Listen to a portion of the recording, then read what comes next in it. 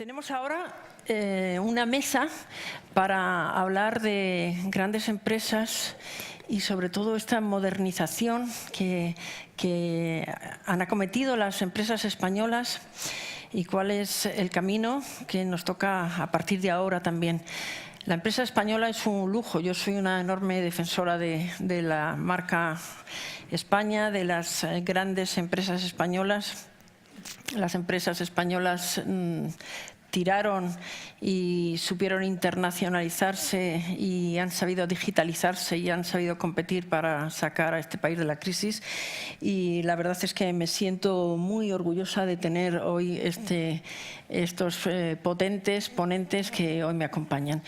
Está con nosotros Juan Pedro Moreno, es presidente de Accenture. Llegó a la compañía, bueno, primero a la presidencia en 2015, pero a la compañía hace muchísimos años. Tiene más de 25 años de experiencia en su compañía.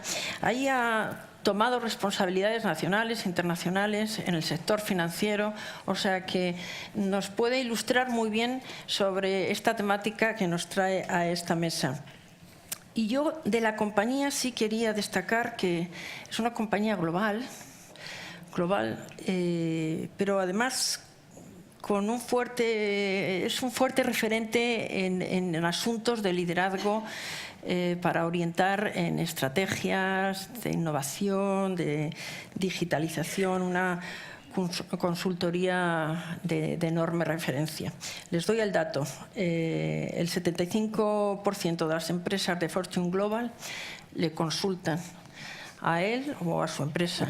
Y a mí me encanta esto. Y también les digo que el 80% de las empresas del IBEX de vez en cuando le piden opinión. O sea que estamos ante un señor que ya no tengo más que decir, sino seguir adelante y luego escucharle a él. Me acompaña también Íñigo Meirás. En mi orden te voy a saltar porque está también con nosotros Ángeles Santamaría. Ángeles Santamaría es ingeniera. Y dicen, ¿y por qué dice usted eso? ¿Por qué dices eso, Gloria? Pues porque está en un mundo enormemente masculino y ella ha llegado a ser CEO de Iberdrola, una empresa que tiene enormes compromisos con todos los objetivos del milenio. Aquí hace unos días solamente tenía yo la oportunidad de conversar con el presidente precisamente y hablábamos de todos estos objetivos de sostenibilidad, de buscar la energía limpia, de cuidar las aguas, de cuidar el medio ambiente, el clima, pero además tienen este compromiso con las mujeres que a mí me encanta poder presentar a ella, CEO, que además tienen en ese compromiso el apoyo al deporte de nuestras chicas, de nuestras deportistas, y me parece encomiable, te lo quería decir. Ángeles, me gusta muchísimo esto que hacéis también. Y bueno, pues ella venía de dirigir renovables para España y Portugal, tiene una experiencia internacional enorme en la empresa, es artífice de esta internacionalización desde el año 2000, o sea que tiene la palabra, yo diría, Ángeles, transformación dentro de tu ADN, ¿no? Yo creo que la llevas incorporada, con lo cual combinas muy bien lo que tú piensas con el proyecto que tiene la compañía. De eso hablaremos también ahora. Bueno, Isabel Tocino, si es que hay muy poco que presentar de estos ponentes porque son todos enormemente fuertes en liderazgo. Isabel Tocino tiene todas las condiciones para que yo la pueda presentar como líder en la empresa, líder en la política, líder social, mujer que ahora formas parte, eres consejera del Consejo de Estado, que siendo vicepresidenta del Banco Pastor, bueno, pues ha contribuido a esa integración y en estos momentos, además de ser consejera no solamente el Consejo de Estado, sino de empresas, es vicepresidenta del Banco Santander España. Y del Banco Santander, pues también poco hay que decir, porque, en fin, solamente un titular, es el primer banco europeo más grande del mundo por capitalización bursátil, y no del Banco Santander poco hay que decir, y tenemos aquí a su vicepresidenta, o sea que un orgullo también. Luego, pues nada, les quiero presentar a los dos últimos CEOs que también nos acompañan en este panel. Tenemos a Íñigo Mirás, CEO de Ferrovial, ingeniero también. ¿No? No. Ah, pues venga, corrígeme. Lo siento, Gloria, no. ¿El qué? Se lo dejo a María Ángeles. Yo soy abogado. Ah, pues a mí me habían... Curiosamente, pero abogado. Pues entonces habían visto las infraestructuras, la sostenibilidad, sí. El futuro también, y me había llegado nota de que eras ingeniero, pero en todo caso dominas muy bien las infraestructuras, o sea que perfectamente dominándolo todo. Decía que desde el año 2000 has estado liderando la expansión internacional, porque también es un hombre que proviene de la empresa. Son la mayoría de ellos personas que han ido subiendo posiciones dentro de la empresa y bueno, pues ahí han demostrado su talento y esta innovación y expansión de la que hoy queremos hablar. Luego, bueno, pues fue director general en esa escalada hasta que fue nombrado CEO, no me corregirás, en 2009. Eso es. Y de Ferrovial, pues... No te he querido corregir. No digo, apúntame. Méritos que no me merezco. Y cuando uno no es ingeniero, pues también tiene que decirlo públicamente, ¿no? No, pero lo del 9, digo, a ver si está la nota y me han confundido con otros. No, estamos bien. Ferrovial, bueno, pues otro operador global. O sea, que es que estamos hablando de enormes empresas con un enorme liderazgo también en infraestructuras y servicios y desde luego muy puntero en innovación. Iñaki, pues como te has sentado ahí al final, pues te leo el final. Muy lejos, ¿verdad? Parece que estamos... Sí. Te leo el final, sí. pero tenéis todos méritos suficientes para que hubiera empezado por cualquiera de vosotros. También CEO, en este caso de Sanitas, y... pionero en Internet, tú. Eso también sí que lo sé. Con lo cual, te ha sido mucho más fácil. Ojalá, me encantaría que fuera verdad, pero... Probablemente te ha sido... No. ¿Esto me lo niegas? No. Bueno, quiero pensar que sí. Lo hemos intentado menos. Sí. Ha sido más fácil seguramente para ti toda la responsabilidad que has llevado de transformación digital y de expansión internacional, porque profundizaste en un sector que conocías, que te entusiasmaba y que yo creo que eso es lo que te ha proyectado después. Y lo que ha proyectado también a tu compañía, probablemente, ¿no? Una compañía Sanitas, hay que decir muy poco, una compañía aseguradora y de servicios de salud que es referente en ese campo y que está en estos momentos en sólida expansión. Sí. Yo te lo apunto en la parte que te corresponde junto con el equipo, porque es una apuesta decisiva de la compañía. Así es que, como el tema que nos trae hoy aquí es, bueno, ¿qué lugar ocupa la empresa en el mundo? Yo primero querría unas palabras de situación para que cada uno me comentara sabiendo desde dónde venimos y el esfuerzo y el trabajo que ha hecho la empresa española de digitalización, de internacionalización y de globalización, que son los grandes retos de este momento, pues ¿qué análisis hacéis de qué balance antes de entrar en algún reto y por dónde vais a tirar en vuestras compañías para que nos iluminéis y aprendamos todos sobre lo que tenéis vosotros proyectado? Juan Pedro. Bueno, muchísimas gracias. Yo, dada la naturaleza de nuestro negocio, hablo casi por boca de mis clientes, que están aquí todos representados, más que por la nuestra, ¿no? Yo creo que hay que separar muy claramente dónde estamos de dónde vamos a estar. Por eso en medio está la palabra disrupción, que tanto se menciona, provocada por ese cambio social que se mencionaba en otros paneles y la revolución tecnológica que estamos viviendo. Entonces, en el dónde estamos, pues yo creo que aquí tenemos buenísimos ejemplos de empresas, ¿no?, que son grandes y que son internacionales. Globales, estamos en sectores en los que las empresas españolas han conseguido ser líderes mundiales en cualquiera de los sectores. En el mundo de la energía las empresas españolas lo son, en el mundo de la banca, en el mundo de la construcción y la sanidad. No sé si están escogidos a propósito, pero son 4 de los sectores, junto con la automoción, el turismo y alguna otra más, en lo que España sus empresas son líderes mundiales. Y lo han conseguido gracias a unos modelos de negocio muy inteligentemente diseñados, con unos planteamientos donde, aunque parezca curioso, comparado con otros países, la eficiencia en la producción es un tema que siempre se ha llevado a gala. Siempre digo en la banca, cuando hablaba con bancos americanos y les preguntaba por su ratio de eficiencia, algunos echaban mano de carpetas a buscar cuál era. Eso quiere decir que no es un elemento de gestión que tengan en el día a día en la cabeza. Toda cualquier persona que trabaja en un banco hoy, da igual que esté en una oficina o que sea el consejero delegado, le preguntas el ratio de eficiencia del banco y se lo sabe, ¿no? Yo creo que hemos construido un modelo muy eficiente, de empresas tremendamente eficientes, de empresas que han tenido esa ambición de conquistar, basados en la competitividad que tenía. Empresas grandes, luego podemos hablar grandes versus pequeñas.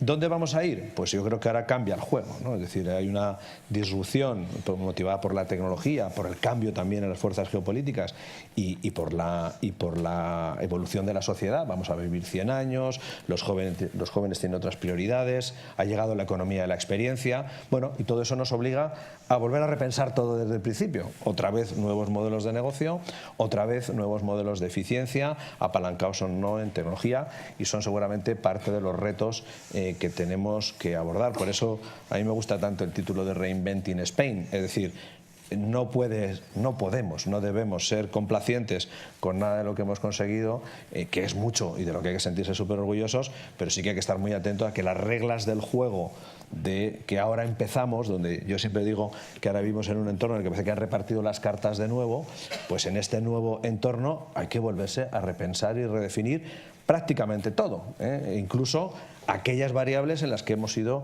absolutamente destacados, como son la eficiencia o los modelos de negocio. Yo creo que ahora toca pensar en cómo en este nuevo juego competitivo en el que vivimos no vale con tener costes laborales bajos, lo que hay que ser es innovador, hay que ser diferencial, hay que crear productos personalizados o hiperpersonalizados en muchos casos, hay que ser capaz de atraer talento y tenerlo disponible para competir. Es decir, son otras variables muy distintas a las que hemos venido jugando antes, ¿no?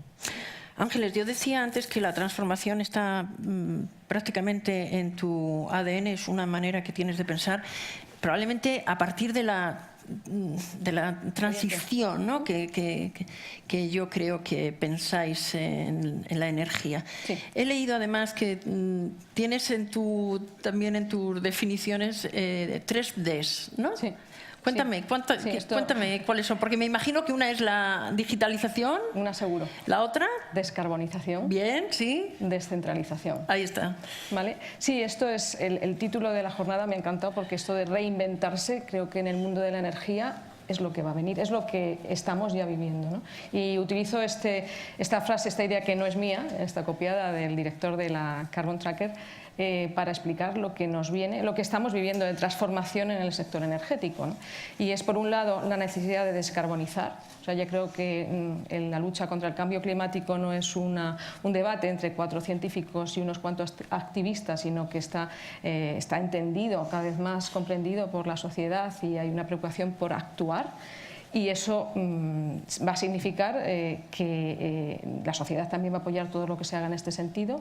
España como país también ha suscrito acuerdos internacionales para reducción de emisiones y como miembro de la Unión Europea también tiene unos objetivos para el 2030, y lo que va a ocurrir seguramente es que va a haber un cambio tecnológico en la forma en que generamos energía, electricidad en concreto, de forma que va a haber una introducción masiva de energías renovables. Está estamos hablando de que seguramente para cumplir estos objetivos del 2030 tengamos que tener como un 70% de energías renovables en el mix de electricidad, ¿vale? Y esto significa pues del orden de nuevas instalaciones de fotovoltaica y eólica de como 45.000 o 50.000 megavatios, que es mucho más de lo que tenemos, más del doble, ¿no? Y para esto, esto va a traer beneficios colaterales. Por un lado, inversiones que se tienen que hacer en este país, lo que va a ser tractor de más actividad económica, de más actividad industrial, aumentará la competitividad del país, porque las energías renovables nos protegen, nos hacen menos dependientes de las importaciones de combustibles fósiles y además de hacer un mix más limpio, ¿no? Me he centrado en la electricidad, pero esto es un trabajo transversal de todos los sectores, porque la electricidad solo es una parte de las emisiones del sector energético. Habrá que hablar de transporte, habrá que hablar de industria, etcétera. La segunda D, que es descentralización, es que seguramente el modelo... Da un poco de vértigo, ¿eh? Es como... Da un poco de vértigo, por eso hay que acometerlo y planificarlo, ¿no?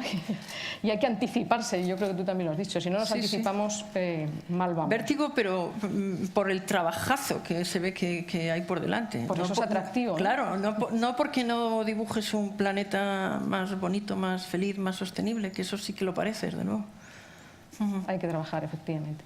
La segunda D, muy brevemente, es descentralizar, y es que ya estamos viendo como el modelo de grandes centrales va a seguir existiendo, grandes centrales renovables o no, pero también tendremos un consumidor que aspira a producir su propia electricidad, y estamos viendo cómo ha habido un cambio legislativo muy reciente por el cual el autoconsumo va a tener su hueco y cada vez más va a haber consumidores / productores. Y esto va a llevarnos a un modelo en el cual las redes como elemento, las redes eléctricas de transporte y distribución como elemento integrador y vertebrador de todo este fenómeno van a tener que funcionar de una manera diferente. O sea, tienen el reto de integrar y de gestionar de una forma eficiente una realidad en la cual pues, hay múltiples actores de diferentes tamaños y flujos diferentes, ¿no? Y por último, esto me lleva inmediatamente a la digitalización. No lo vamos a poder hacer con tecnologías de los años, si quieres, 90, 2000, sino con la tecnología digital de la que ya disponemos, ¿no? Y además, no solo para esta integración de un mundo diverso de generación, sino también para poder tratar con un consumidor, y tú lo has dicho, que cada vez exige productos más a medida, más personalizados. Quiere una relación más transparente con la empresa, está más informado, más conectado, tiene muchas opciones para elegir y la forma de relacionarnos con nuestro cliente es ya diferente y va a ser mucho más diferente a través de muchos medios y canales que vamos a usar cada vez más, ¿no? Entonces, todo esto introduce la digitalización de una manera muy fuerte en el sector eléctrico y energético en general.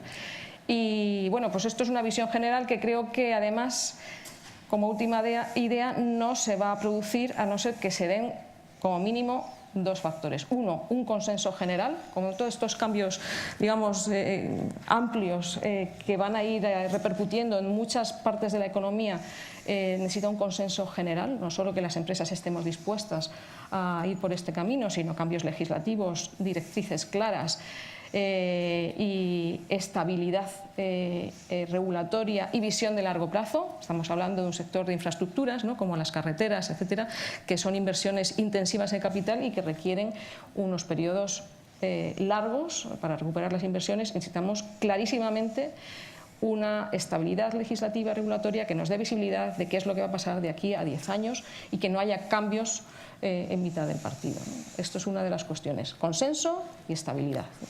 Tampoco pides mucho de aquí a 10 años.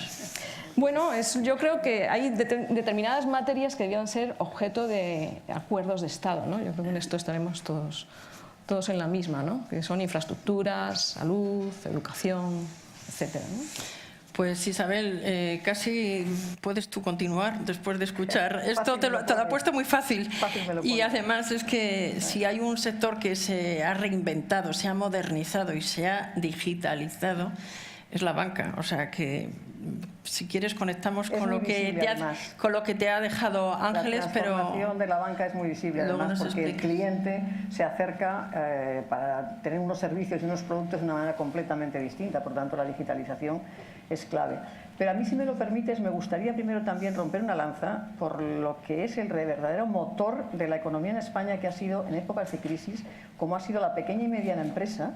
Y ya sé que han hablado antes también de ello, pero es que me parecía que es de justicia reconocer que no internacionalización, porque no podían fundamentalmente por su tamaño, pero yo tengo la sensación de que la exportación, y hay datos además, de que en la época de la crisis, esa mentalidad exportadora que captaron rápidamente las empresas españolas, sin hablar de empresas globales como somos todos nosotros, fueron las que constituyeron el primer pilar de desarrollo económico en plena crisis. Y hay datos de cómo estábamos creciendo en exportaciones mucho mejor y aguantábamos la competencia exportadora de China, de la India, las pequeñas empresas exportadoras de España. Y creo que esto hay que reconocérselo, porque dado el pequeño tamaño que tienen, las dificultades que tú estabas comentando ahora de barreras regulatorias, muchas más que las que tenemos los grandes, que las tenemos, pero que tienen muchos menos medios para salir adelante, me parece que es de justicia el reconocer eso en este momento. Y hablando de modernización y transformación, yo creo, y no es venir a hablar de mi libro, pero es verdad que realmente la banca, y concretamente el Santander, yo me atrevo a decir que es un ejemplo claro, una historia de éxito de lo que la modernización y la transformación puede hacer.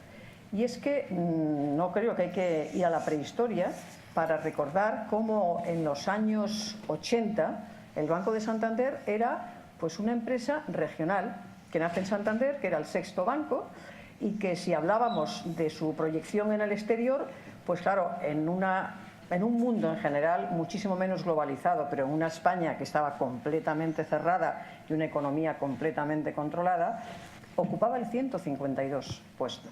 Pero eso hablamos del año 80 y pico.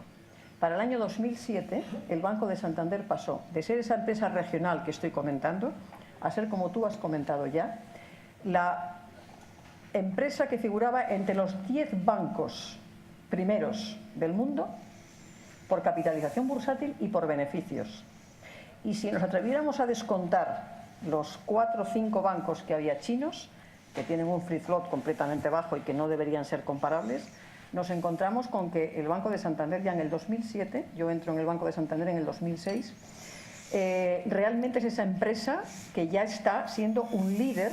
Imaginaros la marca que tiene el Santander en este momento en los primeros rankings de marcas reconocidas, está siempre el Banco de Santander, y es una de las fortalezas del Santander, porque da confianza, que es la clave, y da credibilidad para el crecimiento de los bancos, ¿no?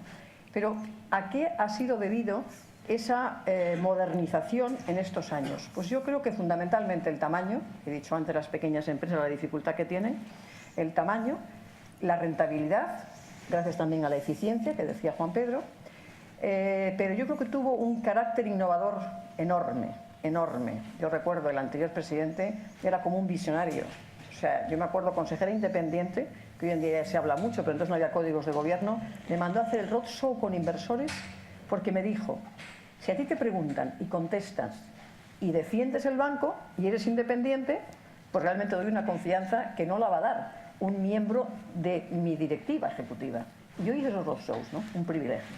Y luego tenía una enorme vocación internacional, porque estamos hablando del año 2007 y para entonces ya el Banco de Santander estaba en las 10 geografías que han sido core y realmente importantes y con una cuota de mercado que tenemos ahora mismo, según productos es más alta, pero por geografía diríamos 10, 12%, 14% de cuota de mercado en muchísimos países, en España, en Portugal, en Polonia, en Alemania, en Inglaterra, estamos en Latinoamérica porque somos un banco muy de LATAM, en Brasil, en México, en Argentina, en Chile, hemos vuelto a Perú, a Colombia, bueno, estamos en China, tenemos muchas unidades de financiación al consumo pues en los países nórdicos, en otras geografías europeas también. Y vuelvo a repetir, esto ha sido realmente por ir por delante. Y por eso mi gran mensaje hoy no sería solamente venir a contar lo buenos que somos, que de verdad que lo somos, y yo transmito esa confianza para que cuantos más clientes podamos tener mejor,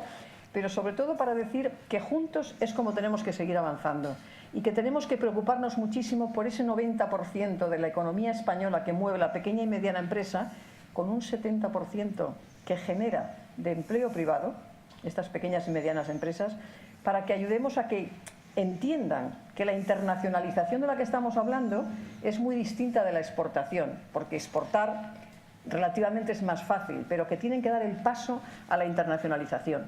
Y para eso, bueno, pues Juan Pedro, con toda su infraestructura y desde luego también la parte financiera que podamos ir haciendo, se está avanzando muchísimo en este momento para ayudar a que ese crecimiento de la economía española sea reconocida además fuera, porque no hemos hablado, pero a mí lo que más me preocupa hablando de la modernización de España y todo esto es la mala imagen que los propios españoles tenemos de nosotros mismos, Gloria.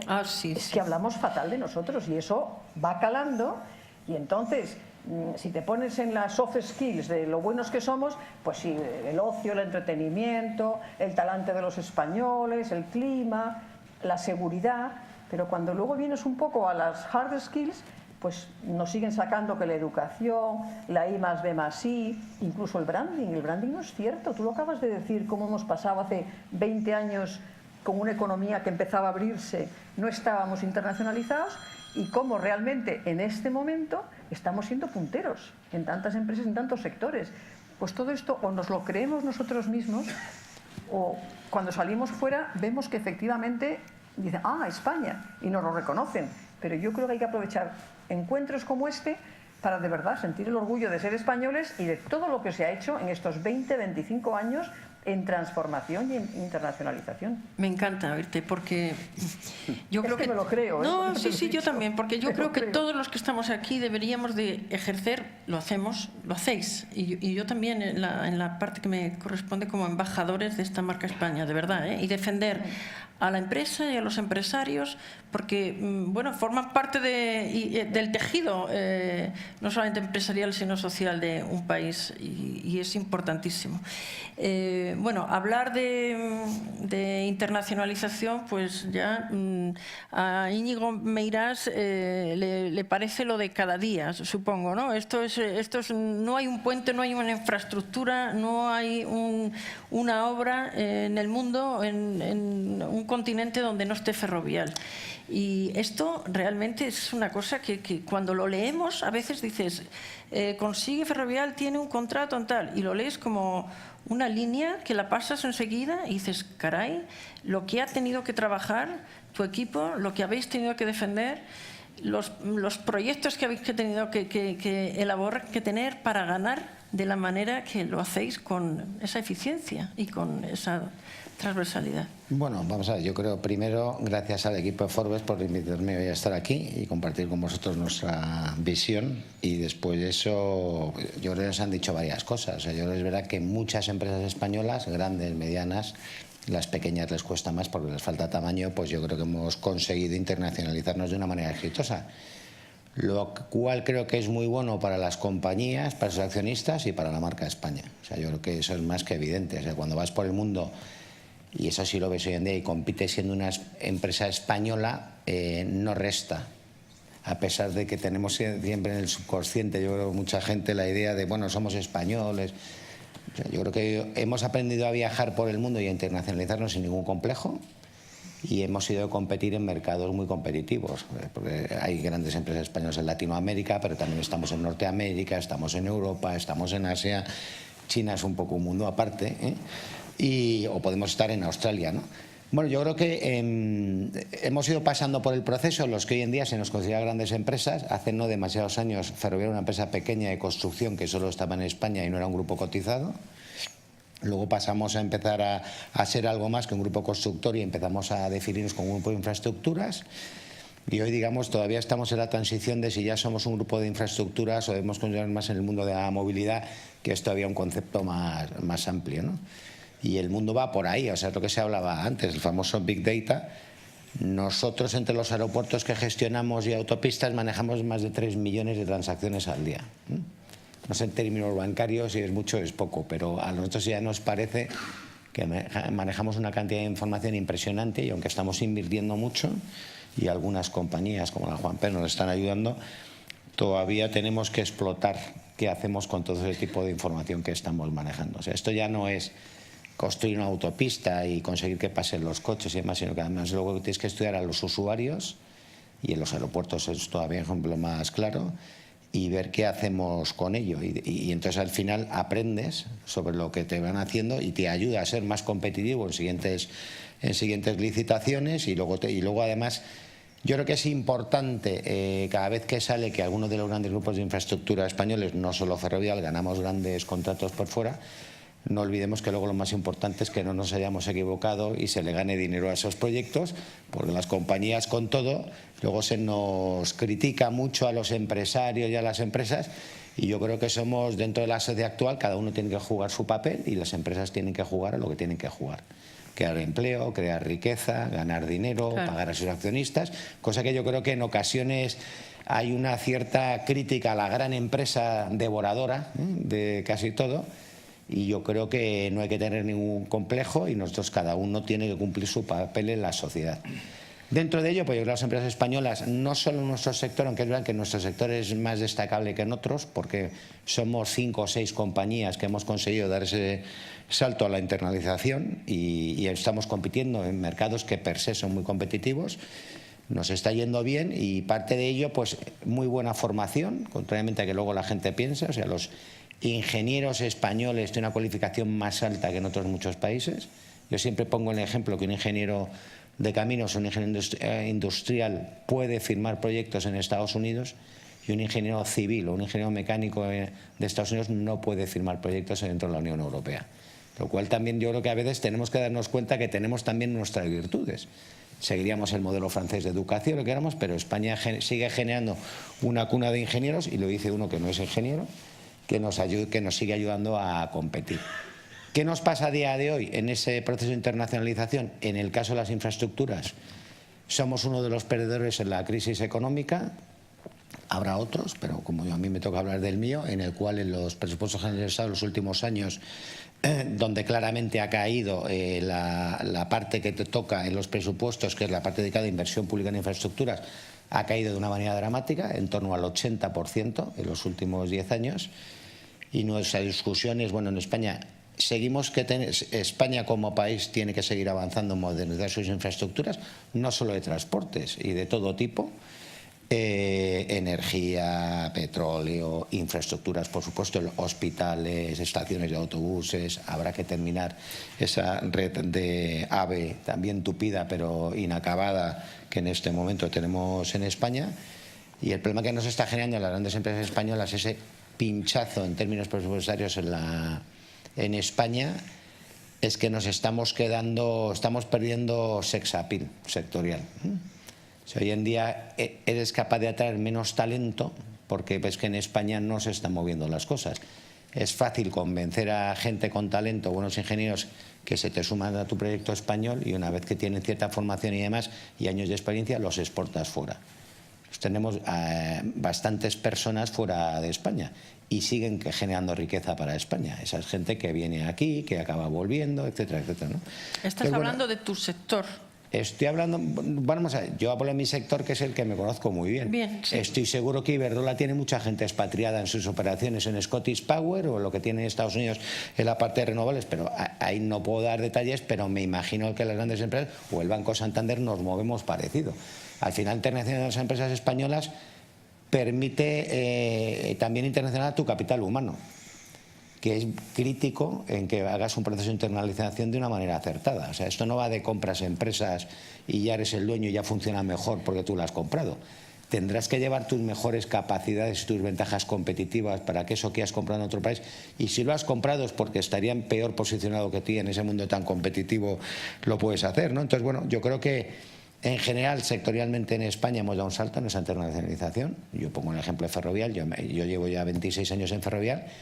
Cuando yo entré en Ferrovial era una empresa mediana, constructora española, que yo no había ido a hablar de ella hasta que me llamaron para hacerme una oferta para venir a trabajar. Yo trabajaba en ese momento en Suiza, o con un grupo suizo, y hete aquí que 26 años después pues estamos considerados, no creo que seamos el líder mundial, y no me gustaría decirlo, pero sí que estamos entre las 3-4 empresas más reconocidas en el mundo de las infraestructuras a nivel mundial, ¿no? Iñaki, pues la verdad es que te lo han dejado muy fácil. Puedes agarrar un poco el debate por donde te parezca, porque ya tenemos varios asuntos sobre la mesa. Sí, además cosas que obviamente suscribo la gran mayoría, ¿no? Si quieres, yo creo que hay un elemento, si me permites, en la parte de vinculación de la internacionalización con el tema de la digitalización, que si quieres que sí que me gustaría cubrir, que me parece que a mí que es muy interesante y gracias al cual yo soy muy optimista con respecto a la digitalización que ya se está produciendo y se va a producir. Y es que hay cosas de los españoles que son facilitadores de que las cosas ocurran, y yo creo que fueron la base porque en los años 80 las compañías empezaron a internacionalizarse, ¿no? Hay un primer elemento que tiene que ver con ser capaces de tener una visión. Yo creo que los españoles somos, con respecto a gente de otros países, somos mucho más originales y mucho más capaces de pintar algo, de imaginar algo, ¿no? Hay un segundo elemento que es que somos en general, yo creo, más valientes y decididos para tomar una decisión, ¿no? Yo no sé si es que estoy ya muy mediatizado, pero yo he trabajado muchos años con franceses, con ingleses, con europeos en general, y yo creo que somos más decididos para tomar una decisión, somos más valientes, ¿no? Luego hay un tercer elemento que me parece que es fundamental, que está mucho en la cultura de los ejecutivos españoles, es la flexibilidad para llegar a un punto, ¿no? Y esto lo hacen esto es un ejercicio muy típico de los consultores extranjeros, ¿no? Que invitan un punto de origen, un punto final, y dicen, ¿cómo llega un inglés? ¿Cómo llega un francés? Y el español llega y hace así tal, pues llega. Entonces, yo creo que los españoles son más flexibles, ¿no? Entonces, por tanto, hay elementos en el mundo de la digitalización, hay que imaginar hacia dónde vas. Porque esto es muy bonito, pero hay que imaginar hacia dónde vas. Hay que ser decidido y hay que ser flexible, ¿no? Para entender, ¿no? Entonces, por lo tanto, hay mucha vinculación entre la internacionalización y la digitalización, súper optimista, ¿no? Y si quieres, ya aterrizando en mi industria en concreto, un comentario. Mira, yo me acuerdo, hace unos años estuve en un programa que organizaba Google y la NASA, una cosa que se llama Singularity University, con 60 personas durante una semana, y yo era el que menos pintaba de todos aquellos presidentes, compañías multinacionales, no sé qué, y todos nosotros que estamos un poco también muchas veces cansados de ser, vas a una reunión y suele ser el protagonista, yo digo, yo soy el que menos pinta, que yo estaba cansado, me acuerdo, me siento en el centro y digo, bueno, yo aquí a escuchar y que me dejen en paz. Total, estaba sentadito y entonces inaugura esto, el fundador es un tío que se llama Peter Diamandis, que por antes hayáis leído algún libro, fenómeno, un tío visionario, bueno, total, y dice el tío, ¿quién de vosotros trabaja en salud? Y digo, ya, joder, macho, primera frase, estamos jodidos. Y yo digo, yo no levanto la mano, y dije, pero de esto que dices, mira, venga, yo. Levantamos la mano los tres. Bueno, en definitiva, el tío dice, mirad, la industria que más se va a transformar ahora mismo es la industria de la salud, ¿no? Por lo tanto, digo, porque entendáis también el camino en el que estamos nosotros. Ayer hicimos un evento muy relevante que hacemos todos los años con 500 médicos. 3 ideas fundamentales. Una primera idea es que en España, y en esta primera idea, el 70 parece muy repetido, el 70% de las ocasiones los médicos cuando ven a un paciente no lo tocan. Eso lo sabemos por experiencia propia. Y también aparece otro 70 cuando tú le preguntas a los españoles, ¿usted está dispuesto a ver a su médico a través del teléfono móvil? 70% de la gente te dice que ¿por qué no? Por lo tanto, en ese camino estamos y bueno, tenemos ya 300.000 clientes bajo un programa que se llama Blua, por el cual la gente puede ver a su médico por el móvil. Otro elemento que vimos ayer muy interesante, vimos un hospital en Estados Unidos que tiene, muy bonito por fuera, tiene 300 médicos, ¿vale? No tiene ningún paciente en el hospital y todos los está atendiendo en sus casas. Es un hospital nuevo, ¿no? Y un hospital muy exitoso, tiene muchos pacientes, pero ninguno estaba físicamente en el hospital, ¿no? Bueno, y en ese terreno nosotros también tenemos, ahora mismo en ese régimen tenemos 600 pacientes que hoy estamos atendiendo. Algunos tenían que estar hospitalizados y gracias a la tecnología digital podemos atenderlos en su casa, y algunos igual no hubieran estado hospitalizados, pero estaban nerviosos, preocupados y con algún episodio, y le estamos dando mejor servicio en este terreno, ¿no? Y hay un tercer elemento que me gustaría también compartir con todos vosotros, es que la digitalización en salud va a traer mejor salud para todos. Entonces ya hay muchas discusiones aquí. Hay un pequeño nubarrón que aparece, es el tema de las superbacterias, las superresistentes y tal, pero en general temas como la oncología, el tema del Alzheimer, vamos a una cronificación de todo esto. Los 90 son los nuevos 60 y por lo tanto más vale que aceleremos por el bien de todos nosotros, que metamos tecnología digital para vivir más años, vivir mejor, y por lo tanto también os comento esto también por ratificar mi punto de optimismo. Yo soy un optimista digital, no solo conmigo, con la empresa en la que yo represento, sino en general con los españoles y por el camino que hay por delante Ahí está, ahí lo dejo. El camino que hay por delante. La verdad es que se te percibe muy optimista, da mucho gusto. Y el hecho de que uno no tenga que ir a visitar al médico también debe ser un alivio, porque esto, yo recuerdo, vamos, está en mi imaginario de niña, el temor que le daba a mi madre, muy mayor ya sería, si todavía me viviera, le subía la tensión ir al médico. Entonces, cuando le tomaba la tensión, la tenía disparada porque había acudido allí.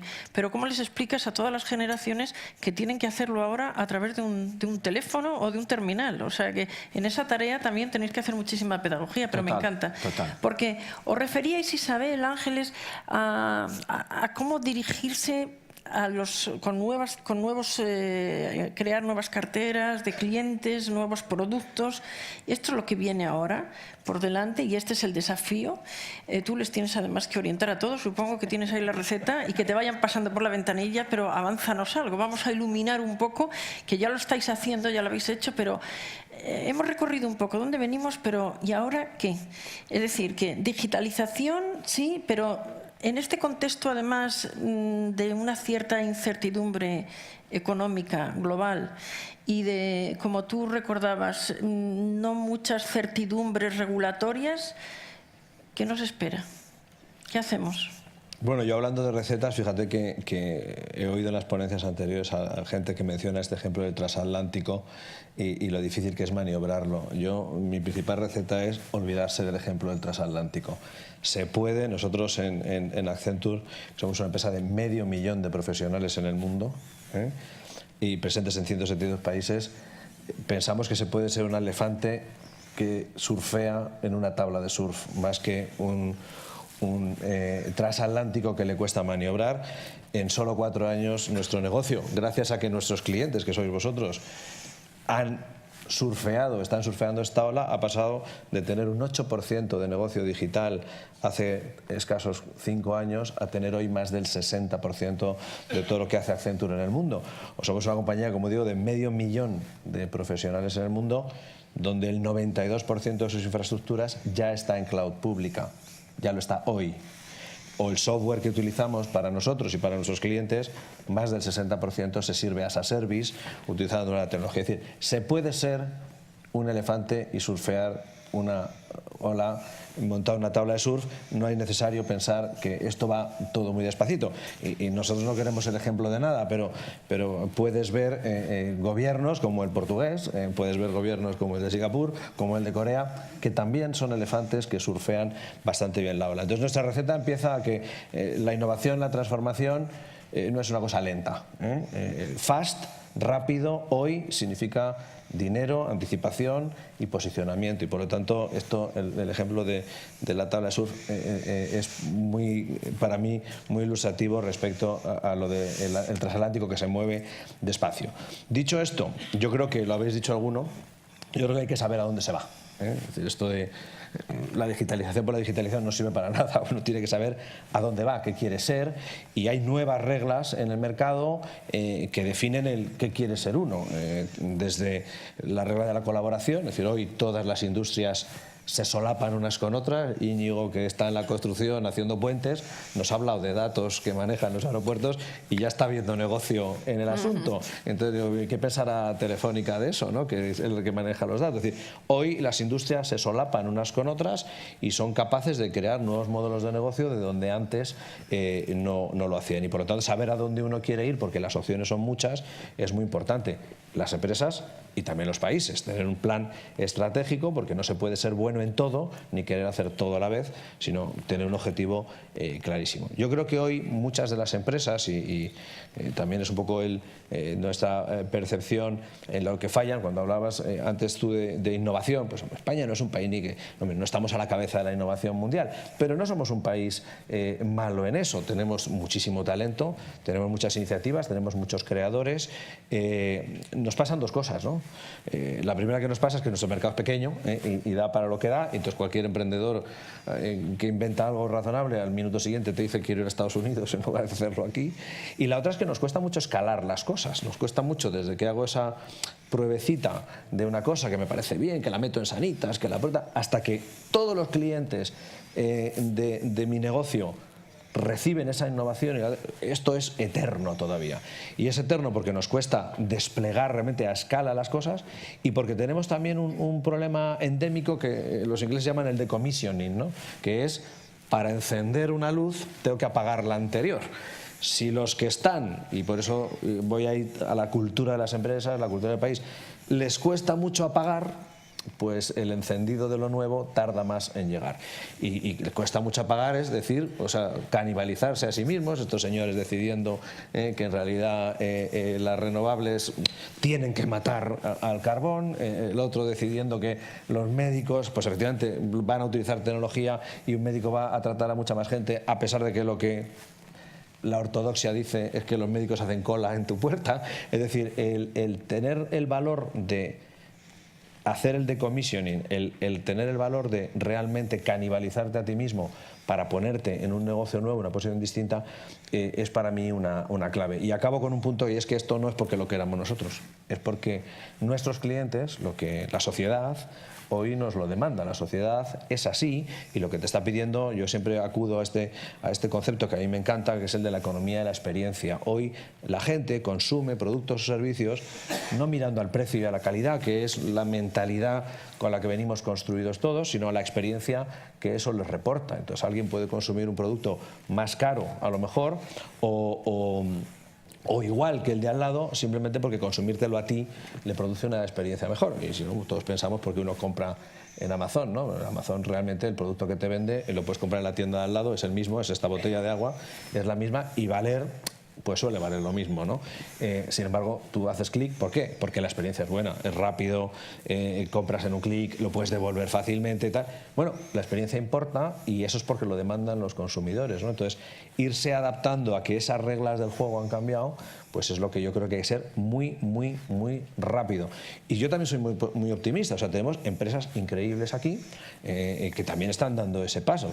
Pues en España, empresas como Uber han tardado mucho más, o incluso van muy por detrás, porque tenemos una que se llama Cabify, que se inventó aquí, y ha conseguido crear el invento a la vez o más rápido que lo han hecho los otros, y por eso la palabra rapidez es muy importante. Y para que haya rapidez, y ya acabo con eso, yo creo que en nuestro país faltan tres cosas muy importantes por tocar todavía. Hemos tocado, todos lo sabemos, la estructura salarial, esa ya la hemos tocado y está muy bien tocadita, pero faltan ahora tres elementos de competitividad importante. Talento, por eso la educación es importante. Hace falta que la gente sepa lo que nos va a hacer falta en el futuro, y por lo tanto la educación importa, porque el trabajo se creará allí donde esté el talento, y si no lo tenemos aquí, pues será en otro sitio. Segunda cosa que hace falta es la incorporación de las tecnologías digitales, que yo creo que las grandes empresas están en ello, las pequeñas les cuesta más, pero yo soy muy optimista del efecto tractor de las grandes empresas, que de eso poco se habla. Se habla de la dicotomía grande-pequeña. Lo que no se habla es que gracias a que Ferrovial se digitaliza, tira de 300 empresas españolas que crecen si se digitalizan también. Si no lo hacen, pues no crecen, porque Ferrovial comprará seguramente a otras, ¿no? Y lo tercero es lo que las infraestructuras más sociales, si queréis, tú lo mencionabas, Ángeles, una estabilidad legislativa, una certidumbre respecto de temas de toda naturaleza, desde fiscales, regulatorios, infraestructuras que hacen falta en el país, para que uno sepa que cuando decide investigar o dotar una inversión para probar un nuevo negocio en los próximos 4 años, no le van a cambiar las normas al día siguiente, ¿no? Pues os invito a todos a razonar sobre todo lo que ha lanzado Juan Pedro, que son bastantes cosas, por cierto. A mí me lo has puesto en bandeja. Sí. Sí, quiero añadir una palabra, no sé si ha salido, es oportunidad, ¿no? Oportunidad, sentido de la anticipación y planificación. Tú decías, hay que saber dónde quieres ir y quién eres, ¿no? Y yo creo que esto me lo has servido en bandeja porque has mencionado nuestra inversión en renovables, ¿no? Alrededor de 2001, yo creo que con un entendimiento muy claro del entorno y por dónde iban las necesidades del futuro, decidimos empezar a invertir en renovables, de forma que en los últimos 17 años, solo en España hemos invertido en renovables y en redes más de 25.000 millones de euros. Y eso es, bueno, pues es fruto de haber entendido por dónde iba y anticipado anticiparnos, ¿no? Anticiparse. Y porque había una oportunidad y lo vimos como tal, sabiendo que de todas maneras hay tecnologías que a la larga tienen que tener un papel limitado, incluso acabar desapareciendo, y que había una cierta canibalización, pero para nosotros ha sido una oportunidad. Y lo mismo quiero decir de lo que nos viene en el futuro, y hablando sobre empleo, que es una cosa que creo que es necesario hablar, y cómo esta transformación afecta al empleo y cómo puede ser una oportunidad. Me apoyo en un informe de la OIT que ha publicado recientemente hablando de la descarbonización y lo que va a impactar la transformación en el mundo energético en el empleo. Y decía que se destruirán 6 millones de empleo con mucha probabilidad, pero que se crearán 24, es decir, un factor de 1 a 4. ¿Cómo? Yo no sé. ¿Y eso cómo? Pues mira, a través de reconversión industrial, reconversión de la educación y reconversión de la actividad del país. Es decir, mira, un ejemplo que empleos creo que es indirectos, ¿quieres decir? Directos e indirectos. Sí. Me voy a referir al transporte porque creo que hace un par de días compareció en el Congreso el presidente de ANFAC, la Asociación de Fabricantes de Vehículos, y mencionaba que de los 15 nuevos modelos que tenían encargados las fábricas españolas para producir a futuro, 7 ya no eran de motores de explosión. Eran eléctricos, híbridos o de otras tecnologías. Eso ya te dice que hay un movimiento, quizá no se sepa tanto las noticias positivas, sino más las negativas del impuesto al diésel, pero ya hay un movimiento de las empresas españolas y de las empresas internacionales avanzando en esa dirección. Eso es una reconversión de alguna manera, es entender por dónde el futuro y anticiparse. Y yo creo que es misión de las empresas anticiparnos. Este escenario que os decía de descarbonización, digitalización, etcétera, estimamos, apoyándonos en diferentes estudios, que va a traer o serán necesarias inversiones para llegar a estos objetivos del 2030 en una cantidad de alrededor de 70.000 millones de euros solo en renovables y en redes. Y eso significa inversión que no solo son activos físicos que acabarán siendo materiales y bienes de equipo, sino significa empleo, significa industria. En otro informe de Deloitte sobre el futuro de las redes eléctricas mencionaba que estas cantidades de inversión serán como 40.000 empleos seguramente de mayor cualificación, en un rango que va desde lo que es de meras operaciones de servicio, mantenimiento, quizá más tradicionales, hasta todo el mundo digital, nuevos software, nuevos equipos inteligentes para gestionar la red, utilizar data analytics. O sea, es un mundo que o nos subimos o nos sobrepasa. Y creo que tenemos la oportunidad, si lo entendemos desde todos los ámbitos del país, de subirnos. Desde luego las empresas, y Iberdrola se anticipó, y yo creo que tenemos la oportunidad de seguir haciéndolo. Podéis intervenir en el orden que os parezca. Porque por lo que a mí me toca con todos los temas. Además estamos casi cerrando, pues por cumplir el horario. Estabas comentando realmente de todos los retos que estáis planteando, y que estoy completamente de acuerdo y no repetirme.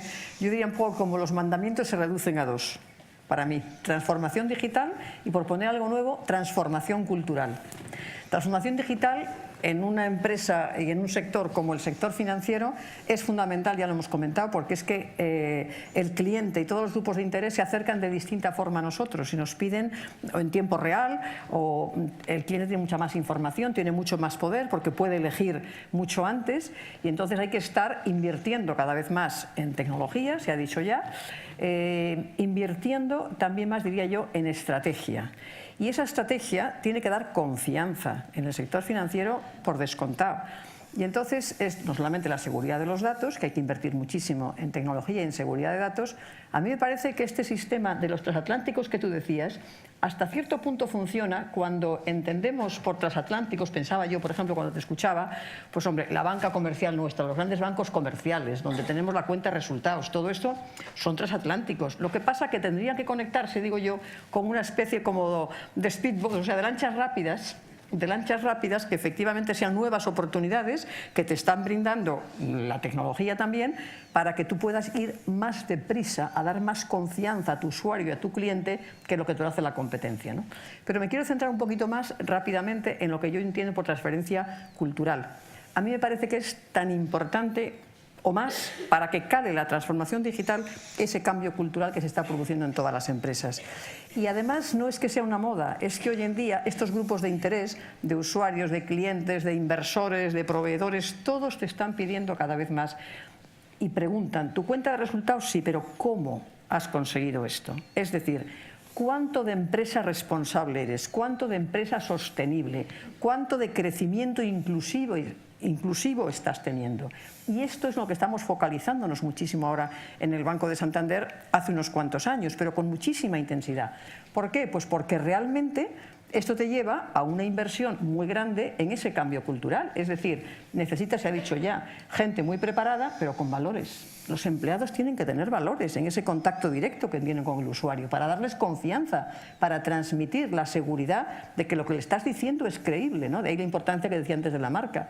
Pero necesitas un gobierno corporativo con unas conductas y con unos comportamientos que antes a lo mejor no le dábamos importancia. Y se ha hecho una revolución total en todas las políticas corporativas. Podríamos hablar, y hemos hablado tú y yo muchas veces, de las políticas de diversidad, pero podemos hablar de todo el tema del cumplimiento, conducta y cumplimiento, que no hay una sola unidad donde no tenga todo el foco ligado a la estrategia de negocio.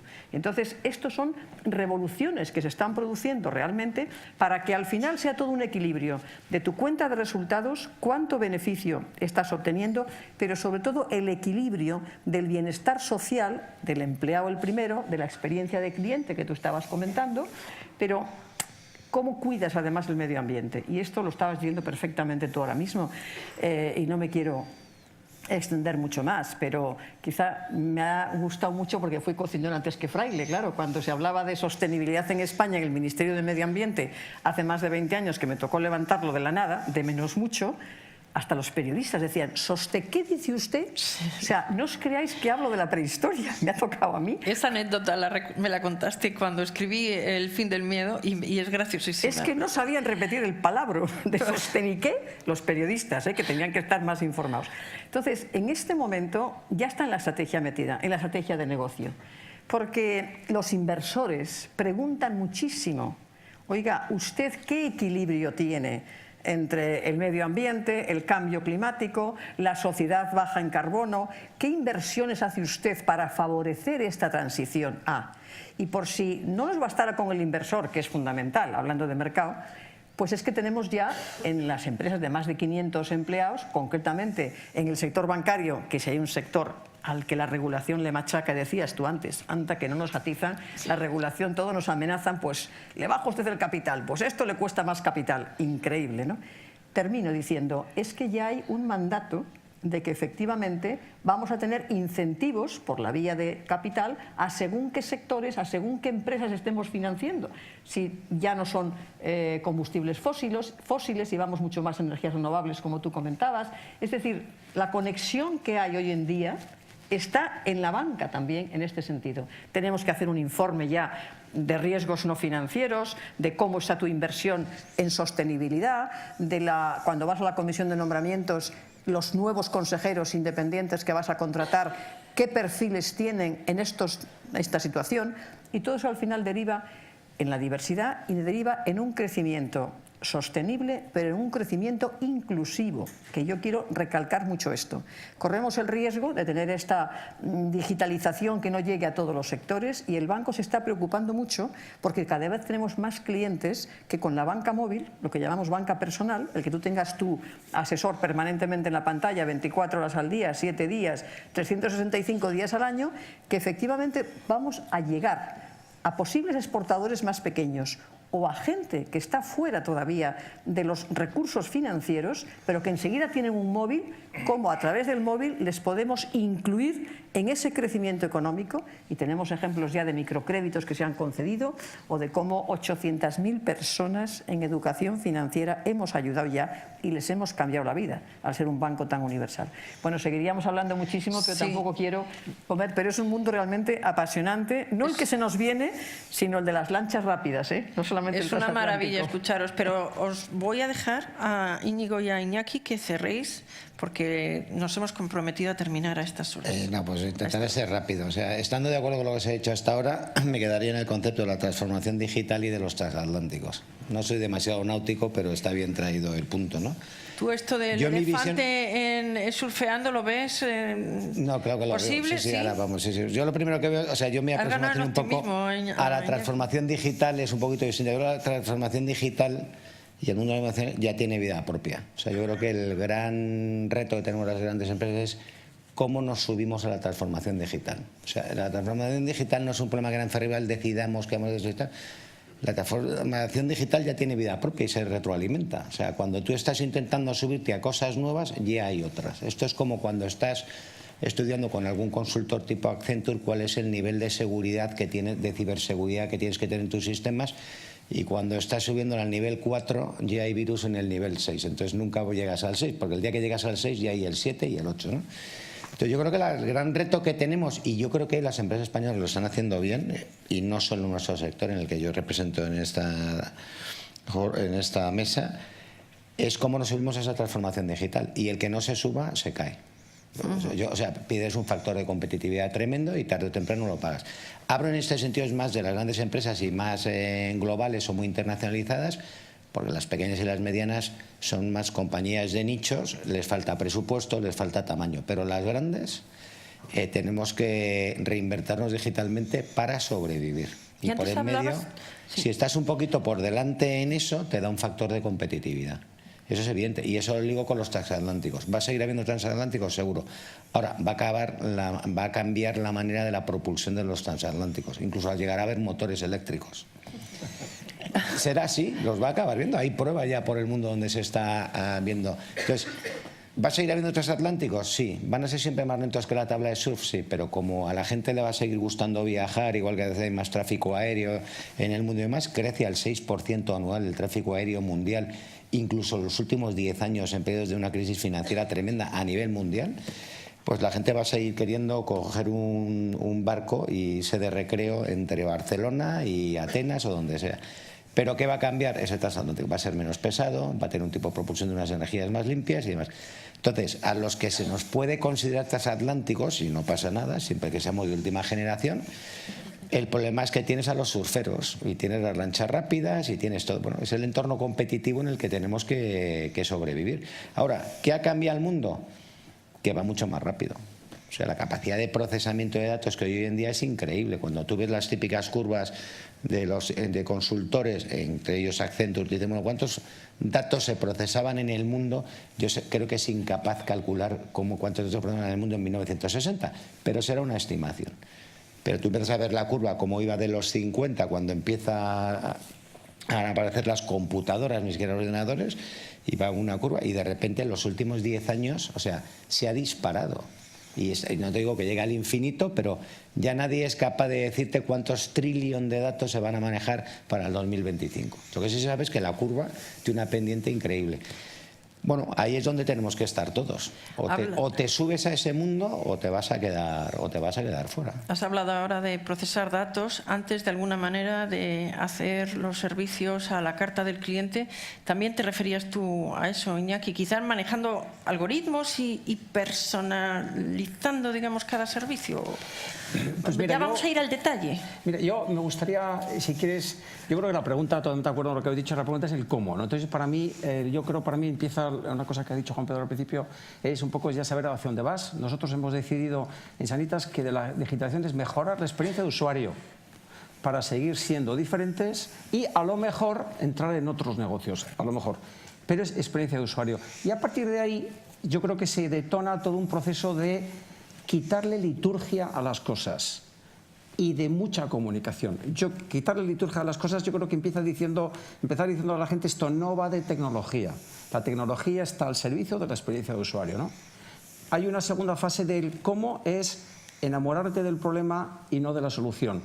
Y entender que el problema nunca se arregla. Es decir, si tu problema es mejorar la experiencia de usuario, estoy permanente. Yo me acuerdo de una charla también con los fundadores de Netflix y él contaba muy humildemente, que me encantó el comentario, que decía, mira, nosotros de lo que somos hoy a lo que pensábamos que íbamos a ser, no nos parecemos en nada. Entonces, el otro fundador vivía al lado y dice, yo le recogía por las mañanas en mi coche, íbamos a la oficina, parábamos, dábamos un café y hemos construido la compañía en esa permanente discusión de quién queremos ser.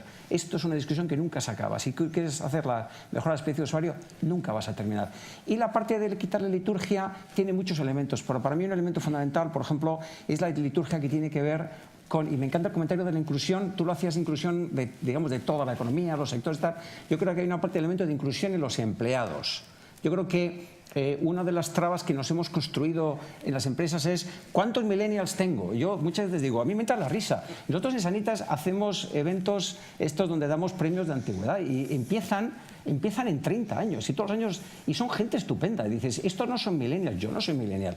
Hemos construido un concepto que se llama los supermillennials, que es todo aquel que independientemente de su edad ha sido capaz de adaptarse a lo que le decimos. Si tú eres un supermillennial, súbete al carro. Le explicamos a la gente 3 cosas muy sencillas. Esto va de mejorar la experiencia de usuarios. Entonces, les hemos dado una app con conversaciones con clientes. Y todas las reuniones en Sanitas ahora empiezan escuchando al cliente. El consejo de Sanitas, ahora, al empezar, escucha una conversación de clientes. Decimos, hay que trabajar con datos, y le hemos dado herramientas, y hay que trabajar transversalmente. Y ahí hemos empezado. Y le hemos dicho, súbete a este carro que tiene estos 3 elementos. Considérate supermillennial, entonces bienvenido. Si no, entonces sí que vamos a tener un problema. Pero cuando tú a la gente le cuentas esto, la gente se entusiasma y nos quitamos liturgia, quitamos traumas. ¿Cuántos millennials tengo? Muy poquitos. Me encantan los millennials, tenemos algunos y contratamos algunos, pero la mayoría de la gente de Sanitas tiene muchos años trabajando en Sanitas y nos van bien las cosas. O sea que por lo tanto tampoco, yo creo que eso, quitar liturgia, empezar con una visión y bueno, y podemos ir hablando, que me ha encantado estar aquí. A mí también, y Juan Pedro, como le tengo aquí, me dice, déjame decir algo muy breve porque nos hemos pasado de tiempo. Muy breve, no, yo solo quería, por abundar en el tamaño de la oportunidad y de la disrupción ante la que nos enfrentamos, simplemente poner un pequeño ejemplo. O sea, la tecnología, la ciencia, para que nadie se enfade, permite que nuestros hijos, vuestros hijos, vivan más de 100 años ya. Es decir, la reflexión de cómo es la sociedad en la que se vive 100 años con una calidad de vida 20 menos, es decir, una persona de 100 años podrá vivir con la calidad de vida de uno de 80 o de 70, imaginaos las oportunidades que representa para todo. ¿Quién diseña moda para señoras de 90 años hoy? Nadie. ¿Quién ha pensado cómo es la educación cuando tienes 50 años en los que no vas a hacer nada o sí? ¿Cómo cambia la educación? ¿Cómo cambian los modelos de empresa? ¿Quién producirá productos y servicios solo para esa gente que va a vivir 100 años? ¿Cómo la sanidad se nos revoluciona? Es decir, simplemente un hecho ya cierto, todas las incertidumbres. Esto es una certidumbre. La gente, la sociedad va a vivir 100 años. ¿Cómo cambia y qué oportunidades de negocio y de desarrollo representa eso para la economía y para la sociedad? Eso simplemente ya es una oportunidad brutal que no podemos no aprovechar, ¿no? Juan Pedro, te has ganado hoy el 20% de los clientes del IBEX que no te consultaban. Yo creo que te tienen que consultar todos. Solo me falta Indra, o sea que me alegro de irlo. Pues a por ello. Después de esto, a por ello. Esta mañana ya lo tienes. Bueno, un lujazo estar con estos señores y estas señoras tan estupendas.